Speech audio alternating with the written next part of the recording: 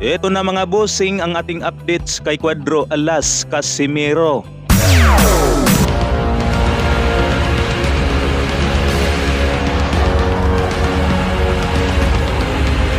Ang napakagandang komento ni Cuadro Alas sa naging bakbakan ni Froilan Saludar at ang Japanese na si Keita Kurihara. Na-courtesy naman ito kay Boss Ramel Villena Ayuman. Unang tanong nga po dito ni Boss Ramel kay Cuadro Alas na kung ano daw ba sa tingin ni Cuadro Alas sa salpukang Saludar at Kurihara. Sagot naman dito ni Cuadro Alas, mga idol, napakaganda nga raw na laban dahil walang takbuhan. Pangalawang tanong kay Cuadro Alas, bakit nga raw nangyari yon kay Saludar? Nauna nga raw nilang paghaharap ni Saludar at Kurihara sa Japan ay knockout ang sinapit nitong si Kurihara sa unang round. Bakit nga raw sa rematch ay hindi gumana ang game plan ni Saludar? Sagot naman dito ni Cuadro Alas, mga idol, na pinaghahandaan nga raw ng todo ni Kurihara itong si Saludar at napag-aralan nga raw ang galawan nitong si Saludar ni Kurihara kaya dinikdik ito ng todo. Nakumpara nga raw sa nauna nilang laban sa bansang Japan. Distansya nga raw ang kanilang bakbakan, mga idol.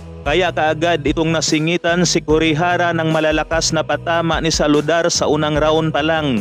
Bagsak na dito naman sa kanilang rematch ay epektibo nga raw ang game plan nitong si Kurihara. Dagdag birada pa nga po ni Cuadro Alas, talagang matapang nga raw itong Hapon, mga idol, pero kulang sa lakas. Nalugi nga lang daw itong si Saludar sa stamina at galawan, kaya pagdating sa round 8 ay namaalam na. Natanong naman itong si Cuadro Alas, mga idol, kung meron nga raw ba itong paparating na laban. Sagot naman dito ni Cuadro Alas, may laban nga raw ito pero surprise at baka isang eliminator nga raw ito, mga idol. General, unsa may nabati umabot nga fight this year for Casimero? Natay kuan surprise nato na kuan atong maabot nga duwa. Unsa man na this coming May, June, July or Ana jud man. asa man na dito sa Wa pa kuan surprise pa amo kan surprise no. of course it's the World Championship nila. Basin eliminator na.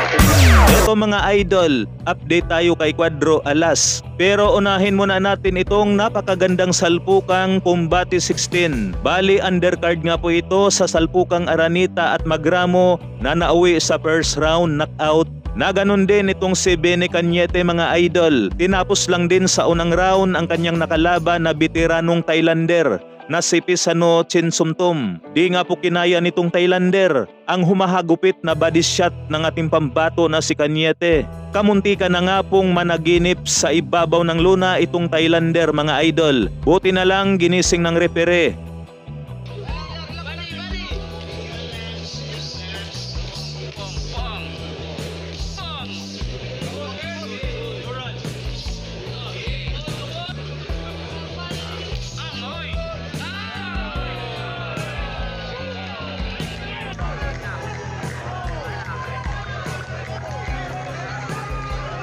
Samantala, mga idol, sinabi nga po ni Cuadro Alas ang dahilan kung bakit palaging Japan ang laban ni Naoya Inoue. Una, pabor nga daw kay Naoya Inoue ang klima sa Japan pati mga pagkain. Kaya di nga raw ito halos umaalis si Naoya Inoue sa Japan. Sa madaling salita nga po, mga idol, baka manibago ang katawan ni Naoya Inoue kung sa iba't ibang bansa ito lalaban. Kita ganahan nga Inoue imo sunod ka kontra pero Mao jud ang target nato, mao na number 1 target nato.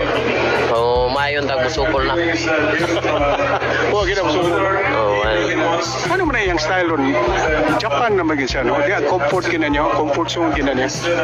Makapabor mo gud siya sa klima o sa pagkaon nila. Manang di jud champion dia. Kaya may punto nga naman itong si Cuadro Alas. Ito naman ngayon ang pinaka-latest update sa meeting ng magkakapatid na Casimero at ang Treasure Boxing Promotion na si Mark Alisna. Sinabi nga po rito ni Kuya Lods na Dandel meeting Dandel.